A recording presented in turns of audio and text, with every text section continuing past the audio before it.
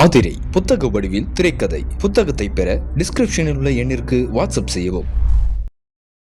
இப்போ இவங்கள்ட்ட நான் டைரக்டா ஒரு கேள்வி கேட்கிறேன். அவங்களால சிம்பிளான இதுதான், அவங்க அப்பா என்ன பண்றாங்கன்னு நம்ம கேட்கலாம். அதுவே வந்து ஆன்சர் பண்ண முடியும். நீங்க ஒரு கான்வர்சேஷன் இங்கிலீஷ்ல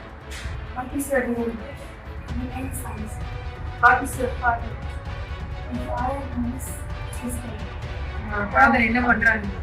What is your father's profession? Profession. நீங்க லாஸ்ட் நிமிஷம் கேளுங்க. அரண்சை நண்பர்களுக்கு வணக்கம். அரண்சை ஊடகம் சுயேட்சையாக இயங்குவதற்காகவே உருவாக்கப்பட்டது. நாம் செய்கிற வேலை உண்மையிலேயே மக்களுக்காக செய்கிறோம் என்பதை நீங்கள் நம்பினால், வாய்ப்பு இருந்தால் இந்த ரேசர் பே கியூஆர் கோடுக்குள்ளே நீங்கள் வந்து அதை ஸ்கேன் பண்ணி எங்களுக்கு உங்களால் இயன்றதை விருப்பம் இருந்தால் ஆதரவு தெரிவிக்கலாம். அரண்சை நேயர்களுக்கு வணக்கம். நான் மதுநேரி உலகன். இன்றைக்கு நாம பார்க்க போற விஷயம் என்ன அப்படின்னா, தொழில்துறை அமைச்சர் கீர்த்தனா அவர்கள் ஒரு வீடியோ ஒன்று பகிர்ந்திருந்தாங்க. இப்போ அதில் என்ன அப்படின்னா, அது ஒரு சாதாரண அவங்க டிவிகே கட்சிக்காரர்கள், அமைச்சர்கள், எம்எல்ஏக்கள், நிர்வாகிகள் சகலரும் செய்யக்கூடிய ஒரு வேலையை தான் அவங்களும் செஞ்சிருக்கிறாங்க. ஆனா அதுல வந்து என்ன அப்படின்னா, தன்னை விளம்பரப்படுத்திக்கிற அந்த ஒரு ஆர்வம் மட்டும்தான் இருக்கும். ஆனா இந்த வீடியோ பார்க்கும்போது அதுல கொஞ்சம் திமிருத்தனமும் ஒரு ஆணவமும் இருப்பது போல தெரிஞ்சுது. விருதுநகர் மாவட்டத்தில் உள்ள சிவகாசி அருகே உள்ள திருத்தங்கல் அப்படின்னு சொல்லி ஒரு இடம். அங்க ஒரு அரசு பெண்கள் பள்ளி. அங்க போய் வந்து அவங்க ஆய்வுக்கு போறாங்களாம். என்ன ஆய்வு பண்றாங்க அப்படின்னு நமக்கு தெரியல. கேமரா டீமோட போயிருக்கிறாங்க. ஆக்சுவலா ஒரு அரசு பள்ளிக்கு ஒருத்தவங்க போறாங்க அப்படின்னா முக்கியமாக எதை கவனிக்கணும் அப்படின்னா, அங்க கட்டமைப்புகள் ஒழுங்கா இருக்குதா, கட்டிடங்கள் சரியா இருக்குதா, ஆசிரியர்கள் எல்லாரும் பணிக்கு வந்திருக்கிறாங்களா, பணியாளர்கள் எல்லாம் இருக்கிறாங்களா, மாணவர்கள் எல்லாம் கரெக்டா எல்லாரும் வராங்க, அவங்கள வந்து ஒழுங்கா பாடம் நடத்துறாங்களா, இதெல்லாம் பார்க்கணும். உணவு ஒழுங்கா விநியோகம் செய்யப்படுகிறதா, அதுல ஏதாவது பிரச்சனைகள் இருக்குதா, மாணவர்கள்ட்டே கேட்கணும். உங்களுக்கு வந்து ஒழுங்கா பாடம் நடத்துறாங்களா, பாடம் நடத்துறது புரியுதா, உங்களுக்கு எதை கத்துக்கிறதுல பிரச்சனை இருக்குது, ஆங்கிலம் கற்றுக்கொள்வதில் உங்களுக்கு பிரச்சனை இருக்குதா, அறிவியல் கற்றுக்கொள்வதில் உங்களுக்கு பிரச்சனை இருக்குதா, எந்த ஆசிரியர் நல்லா பாடம் நடத்துறாங்க, எது புரியல, இப்படி கேட்டோம்னா அங்க என்ன பிரச்சனைகள் இருக்குதுங்கிறத தெரிஞ்சுக்கிட்டு அதை சரி பண்றதுக்கான ஒரு முயற்சி எடுக்கிறார் அமைச்சர் அப்படின்னு சொல்லி நமக்கு தோணும். ஆனா இவருடைய அணுகுமுறை எப்படி இருக்குது அப்படின்னா, அரசு பள்ளி மாணவர்கள் அவங்க மக்கு பசங்க, அவங்களுக்கு புரிதல் இருக்காது, இங்கிலீஷ் தெரியாது அப்படின்னு ஏளனம் செய்வதற்கென்றே போனது போல இருந்தது. ஏதோ ஒரு வகையில அவங்கள மட்டம் தட்டிடணும் அப்படிங்கிற ஆர்வம் தான் அவங்களுக்கு இருந்தது போல தெரிஞ்சுது. வெறுமனே அது வந்து ஒரு ரீல்ஸ் மோகம் அப்படிங்கிறத தாண்டி அரசு பள்ளியில் படிக்கக்கூடியவர்கள் எல்லாம் அறிவில்லாதவர்கள், முட்டாள்கள், தரம் தாழ்ந்தவர்கள் அப்படிங்கிற ஒரு பொது தோட்டத்தை உருவாக்கணும் அப்படின்ற ஆர்வம் உங்களுக்கு இருந்தது போல இருந்தது. ஒருவேளை அவங்க பாருங்க, கடந்த ஆட்சியில கொண்டு வந்த சிலபஸ், பாடத்திட்டம், கட்டமைப்பு, மாணவர்களுக்கு வந்து பாருங்க இங்கிலீஷ்ல பேச வரலன்னு நிரூபிக்கிறதுக்கு மெனக்கிறாங்களா அப்படின்றது நமக்கு புரியல. ஆனால் நமக்கு புரிந்தது என்ன அப்படின்னா, அந்த ஆணவமும் திமிர்த்தனமும் அந்த மாணவிகளை வந்து மட்டம் தட்டி பார்க்குற ஒரு வக்கரமும் இருக்கிறது போலதான் தெரிஞ்சுது. அந்த நடந்த சம்பவத்தை நான் சொல்றேன். தங்களுடைய கேமரா சகிதமாக உள்ளே போறாங்க ஒரு கேமரா டீம். அவங்க வந்து அமைச்சர் கீர்த்தனா அவர்களை வகை வகையா ஃப்ரேம் வச்சு ஷூட் பண்றாங்க. அதுல வந்து பள்ளி மாணவிகளை கேள்வி கேட்குறாங்க. ஒரு புத்தகத்திலிருந்து ஒரு வார்த்தையை எடுத்து இதுக்கு என்ன அப்படின்னு கேட்கும்போது எல்லாருமே பதில் சொல்லிடுறாங்க. இப்போ அடுத்தது இன்னொரு வார்த்தையை எடுத்து கேட்குறாங்க. தெரியல, யாருக்கும் தெரியல. இப்போ அதில் முன்னாடி இருக்கிற ஒரு மாணவி எந்திரிச்சு பதில் சொல்லிட்டா அப்படின்ன உடனே அவங்களுக்கு அதிர்ச்சி ஆகுது. ஸோ பதில் தெரியாது, யாரும் சொல்ல மாட்டாங்க அப்படிங்கிற ஒரு தைரியத்தோட அவங்க வந்து நம்பிக்கையோட அதை கேட்குறாங்க. அதில் ஒருத்தர் பதில் சொன்ன உடனே அவங்கள மட்டம் தட்டணும் அப்படிங்கிற எண்ணம் வருது. உடனே பக்கத்தில் போய் இதெல்லாம் வந்து பெரிய விஷயம் இல்லை, புக்கில் இருக்கிறது மட்டும் தெரிஞ்சாலே போதாது, ஸ்போக்கன் இங்கிலீஷ் தெரியுமா அப்படின்னு சொல்லி கேட்குறாங்க. வாட் இஸ் யுவர் ஃபாதர் அப்படின்னு சொல்லி கேட்குறாங்க. அந்த பெண் குழந்தை திணறிடுச்சு. அதுக்கு எப்படி பதில் சொல்றதுன்னு தெரியல. அப்போ பாருங்க தெரியல அப்படின்ற மாதிரி அவங்க ஆசிரியரை பார்த்து கேட்குறாங்க. அப்போ அவங்க ஆசிரியர் பக்கத்துல போய் what is your father profession, என்ன அவங்க அப்பா என்ன பண்றாருன்னு கேட்குறாங்க, சொல்லு அப்படின்னு உடனே அந்த பொண்ணு பதில் சொல்லிடுது. அப்போ அதுக்கும் திருப்தி இல்லை அவங்களுக்கு. பாருங்க ஃபர்ஸ்ட் பெஞ்சில் உள்ளவங்க சொல்லிட்டாங்க, இதுவே லாஸ்ட் பெஞ்சில் உள்ளவங்களை கேட்டா சொல்லியிருக்க மாட்டாங்க அப்படின்ற மாதிரி சொல்றாங்க. அது எப்படி முடிவுக்கு வரணும், லாஸ்ட் பெஞ்சில் உள்ளவங்களை கேட்டு பார்த்து பாருங்க அவங்களுக்கு பதில் தெரில, ஃபர்ஸ்ட் பெஞ்சில் உள்ளவங்க படிக்கிற பிள்ளைகள் பதில் சொல்லிட்டாங்க, லாஸ்ட் பெஞ்சில் உள்ளவங்க படிக்காத பிள்ளைகள் பதில் தெரில, என்னாவது அவங்க சொல்றதுக்கு ஒரு காரணம் வேணும். ஆனா அவங்க அப்படி டெஸ்ட்லாம் பண்ணி பார்க்கல, கேள்வியும் கேட்டு பார்க்கல. இயல்பாவே அவங்களுக்கு ஒரு என்ன இருக்குது, ஃபர்ஸ்ட் பெஞ்சில் இருக்கிறவங்களே சுமார் தான் அரசு பள்ளியில, லாஸ்ட் பெஞ்சில் இருக்கிறவங்களுக்கு எதுவுமே தெரியாது அப்படிங்கிற மாதிரி லாஸ்ட் பெஞ்சில் இருக்கிறவங்களுக்கு வந்து தெரியாது என்பது போல சொல்றாங்க. இப்போ நான் ஒரு உதாரணம் சொல்றேன். இப்போ நான் படிக்கிற நேரத்துல உள்ள சம்பவம். சம்பவங்கிறத விட எப்படி யதார்த்தம் இருக்கும் அப்படின்னு பார்த்தோம் அப்படின்னா, இப்போ நான்லாம் முன் வரிசையில் உட்காந்துருப்பேன். உயரம் குறைவு அப்படிங்கிறது தான் காரணமே தவிர படிக்கிற பையன் அப்படின்றது காரணம் கிடையாது.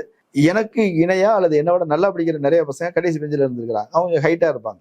அரசு பள்ளிகளில் வந்து மதிப்பெண் அடிப்படையில் உட்கார வைக்க மாட்டாங்க. அது தனியார் பள்ளிகளில் அந்த மாதிரி இருக்கும். மதிப்பெண் அடிப்படையில் நல்லா படிக்கிறவன் ஃபர்ஸ்ட் ரேங்க் எடுக்கிறவன் ஃபர்ஸ்ட், செகண்ட். இப்போ பார்க்கும்போது அதில் வந்து ஒரு சாதிய படிநிலை போல, வர்க்க படிநிலை போல ரொம்ப அப்பட்டமா தெரிகிற மாதிரி அது இருக்கும். ஆனால் அரசு பள்ளிகள் அந்த மாதிரி எல்லாம் மதிப்பெண் அடிப்படையில எல்லாம் பாகுபாடு பார்க்கறது ரொம்ப குறைவு, நான் பார்த்த வகையில சொல்றேன். அப்போ இவங்களுக்கு என்ன அப்படின்னா அவங்களோட யதார்த்தம் தெரியல, அதுதான் நான் சொல்ல வர்றது. இன்னொன்னு என்ன அப்படின்னா, ஸ்போக்கன் இங்கிலீஷ் தெரிஞ்சுக்கணும் அப்படின்னு ஒரு அமைச்சர் விரும்புவது சரிதான். இப்போ அமைச்சர் பேசுறதே நிறைய பேர் வந்து விமர்சனம் பண்றாங்க, அவங்க ஸ்போக்கன் இங்கிலீஷ் தப்பா பேசுறாங்க அப்படின்ற மாதிரி, கிராமர் நிறைய மிஸ்டேக் இருக்குது அப்படின்லாம் சொல்றாங்க. நல்ல ஆங்கில புலமை கொண்டவர்கள், நமக்கு தெரியாது, புலமை கொண்டவர்கள் அப்படி சொல்றாங்க. அப்ப அவங்களே தப்பா பேசுறாங்க. இங்கிலீஷ் மீடியத்துல படிச்சுட்டு வந்து உயர்கல்வி எல்லாம் படிச்சுட்டு இங்கிலீஷ்லேயே பீட்டர் வரக்கூடிய அவங்களுக்கே தப்பா பேசுறாங்க அப்படின்னும் போது, அரசு பள்ளியில் படிக்கக்கூடிய மாணவர்கள், தமிழ் மீடியத்துல படிக்கக்கூடிய மாணவர்கள் ஒரு இங்கிலீஷ் புக்ல உள்ளதை அப்படியே வாசிச்சு காட்டுறதுலே திணறக்கூடியவர்கள் நான் நிறைய பார்த்திருக்கிறேன். என்ன காரணம் அப்படின்னா, அவங்களுடைய பெற்றோர்கள் படித்தவர்களா பெரிய அளவுல இருக்க மாட்டாங்க. ஒரு ஆரம்ப கல்விங்கிறது ஒரு பேசிக்கா 5வது 8வது 10வது இந்த மாதிரி இருந்திருக்குமே தவிர, பெரும்பாலும் ஏழை எளிய குடும்பத்தை சேர்ந்தவர்களா இருப்பாங்க, கல்வியில் பின்தங்கியவர்களா இருப்பாங்க. அவங்க தான் இன்னைக்கு இன்னும் சொல்ல போனா சாதிய ரீதியாக பின்தங்கிய சமூகங்களை சேர்ந்தவர்கள் தான் நிறைய பேர் வந்து பிற்படுத்தப்பட்டோர், மிகவும் பிற்படுத்தப்பட்டோர், பட்டியல் சாதியினர், பழங்குடியினர் தான் நிறைய பேர் இன்னைக்கு அரசு பள்ளிகளில் வந்து படிச்சுட்டு இருக்கிறாங்க. இப்போ அங்க போகும்போதே நமக்கு ஒரு புரிதல் இருக்கணும். இவங்கெல்லாம் ஏழை எளியவர்கள், சாமானியர்கள், இவங்களை கைதூக்கி விடுவதுதான் நம்மளுடைய கடமை. அவங்களுக்கு நம்ம நம்பிக்கை ஊட்டணும், உற்சாகம் ஊட்டணும் அப்படிங்கிற எண்ணம் இல்லாம ஏதோ ஒரு காரணம் காட்டி மட்டம் தட்டிடணும் அப்படிங்கிற மாதிரி இருக்குது. இப்ப அந்த பொண்ணு பதில் சொல்லிட்டா, அமைச்சர் வந்தாங்க, கேள்வி கேட்டாங்க, பதில் சொல்லிட்டாங்க அப்படின்னு இருக்குது. இதுவே பதில் சொல்லாம இருந்திருந்தாங்க அப்படின்னா அந்த வீடியோவை எடுத்து போட்டு எல்லோரும் கிண்டல் கேலி செய்து அவங்களை அவமானப்படுத்தியிருப்பாங்க. காலத்துக்கும் அது ஒரு காயத்தை ஏற்படுத்தியிருக்கும். இது மட்டும் இல்ல, இன்னும் பலருக்கும் இந்த வீடியோ பாக்குற பலருக்கும் என்ன அப்படின்னா, இந்த மாதிரி அமைச்சர்களோ உயர் அதிகாரிகளோ வந்து நம்மளை அவமானப்படுத்திடுவாங்களோங்கிற பயமும் வந்துடும். ஒரு பொறுப்புள்ள ஒரு இடத்துல இருக்கக்கூடியவர்கள் பள்ளிகளுக்கு இந்த மாதிரி போகும்போது, அதுலயும் அரசு பள்ளிகளுக்கு போகும்போது ரொம்ப பொறுப்புணர்வோட நடந்துக்கணும். இன்னொரு விஷயம் பாத்தீங்க அப்படின்னா, இந்த கொரோனா பீரியடு அப்படிங்கிற அந்த ஒரு 2 வருஷம் அந்த காலகட்டத்துல 2வது 3வது 4வது படித்த பிள்ளைகள் அவங்கெல்லாம் வந்து பெரும்பாலும் ஆரம்ப நிலையிலேயே தகராறு உள்ளவர்களா இருப்பாங்க. எழுத வாசிக்க தெரியாத பல பிள்ளைகளை நான் பார்த்துருக்கிறேன். இப்ப நம்ம சிஸ்டத்துல 8வது வரைக்கும் கண்டிப்பா பாஸ் பண்ணிடணும் அப்படிங்கிற ஒரு முறையை வச்சிருக்கிறாங்க. ஏன் அப்படின்னா, 3வது 4வதுல நிறுத்தும் போது அந்த பிள்ளைகள் மேற்கொண்டு பள்ளிகளுக்கு வராம போயிடுறாங்க, மேற்கொண்டு எதுவுமே தெரிஞ்சுக்காம போயிடுறாங்க. ஆனா அதே நேரத்துல அவங்கள பாஸ் பண்ணி கொண்டு வரும்போது 8வது வரைக்கும் வந்துட்டாங்க அப்படின்னா 9வது போயிருவாங்க. அதுல தக்கி முட்டி மோதி தாண்டி வந்துட்டாங்க அப்படின்னா அப்புறம் 10th வந்து இப்ப இன்னைக்கெல்லாம் அரசு பள்ளிகள்ல வந்து தீவிரமா பயிற்சிகள் கொடுக்குறாங்க. இப்ப எனக்கே நல்ல அனுபவம் இருக்குது. ஒரு 2-3 வாரங்களுக்கு முன்னாடி பள்ளிகளுக்கு போய் பார்த்துருக்கிறேன். அப்ப அங்க அவங்க சொன்னது என்ன அப்படின்னா, 95% வந்து நாங்க வந்து 10th பாஸ் கொடுத்துருக்கிறோம், 12th பாஸ் கொடுத்துருக்கிறோம் அப்படின்னு சொல்றாங்க. இப்ப 10th 12th வந்து அரசு பள்ளிகள் இவ்வளவு பேர் பாஸ் ஆயிருக்காங்கிறது மட்டும் இல்ல, நிறைய மதிப்பெண்கள் பெற்று நல்ல கல்லூரிகள்லயும் போய் இணைஞ்சிருக்கிறாங்க. அப்ப அதுக்கு என்ன பண்றாங்க அப்படின்னா, சிறப்பு பயிற்சி அப்படின்றத ஒண்ணு கொடுக்குறாங்க. இரவு 8 மணி வரைக்கும் டியூஷன்லாம் வந்து சொல்லி கொடுக்குறாங்க. ஆசிரியர்கள் அதுக்காக மெனக்கடுறாங்க. அவங்களுக்கு கூடுதல் சம்பளம்லாம் எதுவும் கிடையாது. அவங்க சொந்த ஆர்வத்துல அந்த பிள்ளைகளை எப்படியாவது நல்லா படிக்க வச்சிடணும், நல்ல மதிப்பெண் பெற வச்சிடணும் அப்படின்னு மெனக்கிடுறாங்க. இது போல +2லயும் செய்றாங்க. இதுக்காக தான் அரசு பள்ளி ஆசிரியர்கள்லாம் திமுக மேல ரொம்ப கோவத்தோட எல்லாம் இருந்தாங்க. டிவிகேக்கு ஓட்ட மாத்தி போட்டாங்க அப்படிங்கறதெல்லாம் நேரிலே அவங்க சொல்லி நான் கேட்டிருக்கிறேன். சோ அந்த மாதிரி இந்த இவ்வளவு மெனக்கடலோட ஒரு பயிற்சி கொடுக்கும்போது அவர்கள் அதுல தேறி வர்றாங்க. அப்ப அதுக்கு முன்னாடி அவங்களுக்கு 8வது வரைக்கும் பாஸ் அப்படின்ற மாதிரி தான் இருக்கும். அதுல திறன் உள்ளவர்கள் இருப்பாங்க, திறனற்றவர்கள் இருப்பாங்க, வாசிக்க தெரியாதவர்கள் இருப்பாங்க. இப்போ ஒரு மாணவியை வந்து ஒரு பள்ளியில சேர்க்க போகும்போது ஒரு பள்ளியிலிருந்து இன்னொரு பள்ளிக்கு போறாங்க. 8வது முடிச்சுட்டு 9வது போறாங்க. அந்த பாப்பா போகும்போது அவங்க வாசிச்சு காட்ட சொல்றாங்க, தமிழ்லயும் வாசிச்சு காட்ட சொல்றாங்க, இங்கிலீஷ்லயும் வாசிச்சு காட்ட சொல்றாங்க. அந்த பாப்பாவுக்கு வாசிக்க தெரியல, ரொம்ப பயப்படுது, திணறுது. புதிய ஆசிரியர்கள், அந்த சூழல் அவங்க சேர்த்துக்க முடியாது, பாப்பாவை கூட்டு போவாங்கன்னு சொல்லிட்டாங்க. இப்ப அந்த பிள்ளைய வந்து கூட்டு வந்து வீட்டுல வாசிக்க சொன்னா வாசிக்குது. என்ன காரணம் அப்படின்னா, ஒரு புதிய இடத்துல வந்து புதியவர்களை பார்த்து பயப்படுறது அப்படிங்கிறது கூட இருக்குது. சோ எந்த யதார்த்தமும் நிறைய பேருக்கு தெரியறது இல்லை. பிள்ளைகள் எப்படி ஒவ்வொரு குடும்பங்கள் எப்படி போராடி படிக்க வைக்கிறதுக்காக மெனக்கிடுறாங்க. வீட்டுல சொல்லி கொடுக்கறதுக்கு அவங்களுக்கு ஆட்கள் இருக்க மாட்டாங்க. பெற்றோர்களுக்கு நேரமும் இருக்காது, சொல்லி கொடுக்கவும் தெரியாது. சில பேரண்ட்ஸ் வந்து ரொம்ப ஸ்ட்ரிக்டா இருக்கிறேன் அப்படிங்கிற பேர்ல அடிப்பாங்க, மிரட்டுவாங்க, திட்டுவாங்க. எப்போ பார்த்தாலும் திட்டி எப்படியாவது படிக்க வச்சிடணும்னு மெனக்கிற பிள்ளைகள் ஓரளவு படிச்சு வந்துடுறாங்க. சில பேரண்ட்ஸ்க்கு அதுக்கான நேரமும் இருக்கிறது இல்லை. அவங்க காலையில வேலைக்கு போனாங்க அப்படின்னா இரவு வராங்க. அப்பா வந்து ஆட்டோ ஓட்டுறாரு, 9 மணிக்கு வீட்டுக்கு வராரு. அம்மா வந்து டெய்லரிங் போறாங்க, அவங்க 8, 9 மணிக்கு வீட்டுக்கு வராங்க. அது போன்ற பெற்றோர்கள்ட்ட அந்த பிள்ளைகள் வந்து கத்துக்கிறதுக்கு வாய்ப்பு இல்லை. இப்ப டியூஷன் அனுப்புறாங்க. டியூஷன்ல அவங்க வந்து கிராமப்புறங்கள்ல, சிறுநகரங்கள்ல டியூஷன் அப்படின்றது 2 வகையில இருக்கும். ஒன்று ஸ்பெஷலா அவங்கள வந்து ட்ரீட் பண்றதுக்கான அவங்க ஃபீஸ் நிறைய வாங்குவாங்க. பணக்கார வீட்டு பிள்ளைகள், ஓரளவு படித்த குடும்பத்துல நடுத்தர வர்க்கத்தை சேர்ந்தவர்களுக்கு அந்த மாதிரி வாய்ப்புகள் கிடைக்கும். மாதம் ஒரு 1000, 2000 கொடுத்து அவங்களால படிக்க வைக்க முடியும். அவங்க அந்த குறைவான எண்ணிக்கையில் தான் மாணவர்கள் இருப்பாங்க. ஸ்பெஷலா அவங்கள கவனிச்சு அவங்கள ட்ரீட் பண்ண முடியும். ஆனா பல இடங்கள்ல எப்படி இருக்கும் அப்படின்னா, போனோம், அங்க ஒருத்தர் கண்காணிப்பாளர் ஒருத்தர் இருப்பாங்க. அவங்க படிக்க சொல்லுவாங்க, ஹோம்ஒர்க் இருந்ததுன்னா செய்ய அப்படிம்பாங்க. அதை கண்காணிப்பாங்க. மற்றபடி பெருசா கத்துக் கொடுக்கறது, தனி கவனம் கொடுக்கறதெல்லாம் இருக்காது.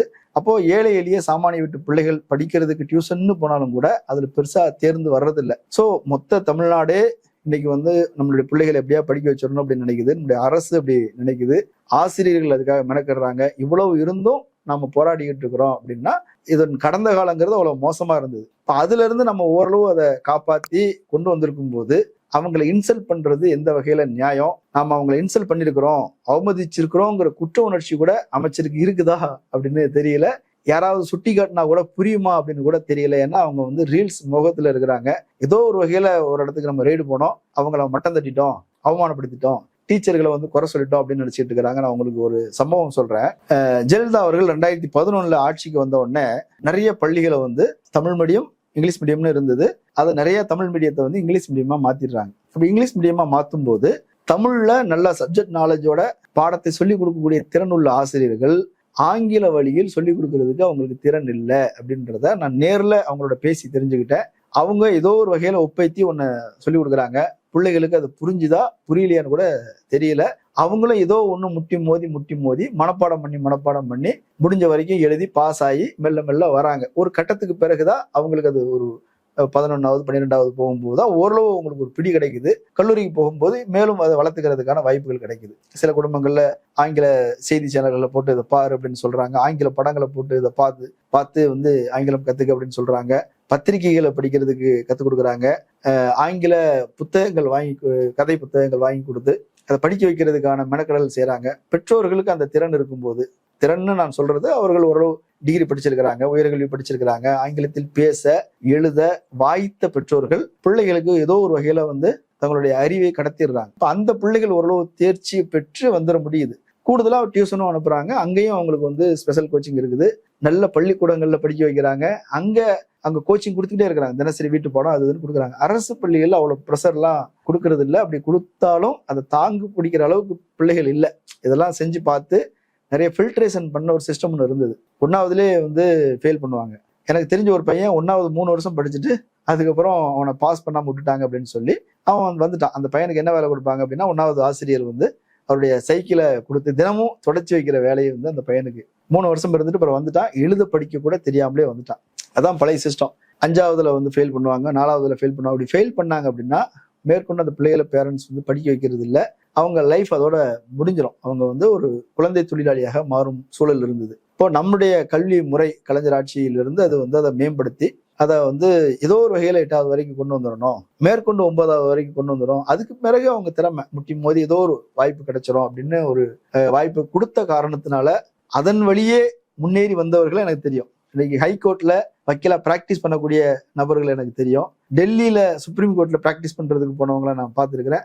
அவங்கெல்லாம் ஆரம்ப நிலையில ரொம்ப பின்தங்கி இருந்தவங்க. ஆங்கிலத்துல பேச தெரியாது, ஆங்கிலம் படித்துக் கொள்வதற்கே அவங்களுக்கு வந்து சிரமப்பட்டாங்க. ஆங்கிலத்துல ஃபெயில் ஆனாங்க. மற்ற படத்துல கூட பாஸ் ஆயிடுவாங்க, இங்கிலீஷ்ல ஃபெயில் ஆயிடுவாங்க. அவங்க எல்லாம் கூட முட்டி மோதி டுட்டோரியல் போய் படிச்சு 10th பாஸ் பண்ணி அப்புறம் +1 +2 வந்து +2ல ஃபெயில் ஆகி மறுபடியும் பாஸ் பண்ணி அப்புறம் இடையில 1 வருஷம் வேலைக்கு போய் அதுக்கப்புறம் மறுபடியும் சட்டக்கல்லூரிக்கு போய் அப்படி படிச்சு மேல வந்தவர்கள்லாம் நம்ம பார்த்துருக்கிறோம். ஸோ இந்த ஏளனம் அப்படிங்கிறது என்ன செய்யும்?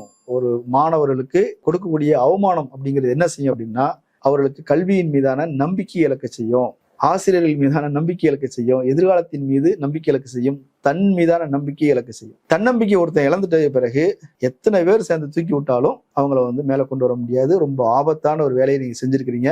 வன்மையான கண்டனங்களை முதல்ல தெரிவிச்சுக்கிறேன். இது போன்ற உங்க டிவிக்கு கட்சிக்காரர்களுடைய செயல், எம்எல்ஏக்கள், அமைச்சர்களுடைய செயல் என்பது ரொம்ப அருவருப்பு தரக்கூடியதா இருக்குது. பொறுப்பான இடத்துல இருக்கீங்க, பொறுப்பா நடந்துக்குங்க என்பதுதான் ஒரு பத்திரிகையாளனாக நான் சொல்ல கடமைப்பட்டிருக்கிற விஷயம். பொதுமக்களும் இது குறித்து உங்களுடைய பார்வையை சொல்லுங்க. இதை பார்க்கக்கூடியவர்கள் உங்களுடைய விமர்சனங்களை கமெண்ட்ல சொல்லுங்க. நன்றி, வணக்கம். ஆதிரை புத்தக வடிவில் திரைக்கதை. புத்தகத்தை பெற டிஸ்கிரிப்ஷனில் உள்ள எண்ணிற்கு வாட்ஸ்அப் செய்யவும்.